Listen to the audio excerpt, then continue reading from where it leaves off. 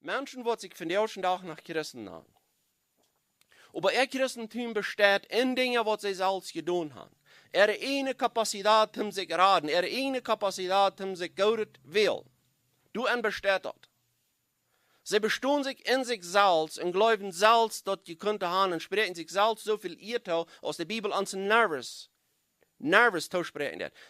Römer 1 sagt, sie haben Gott nicht geirrt. Mit was soll wir am irren? Ganz 100% mit dat hij dit radingswerk in ons heeft uitgewerkt.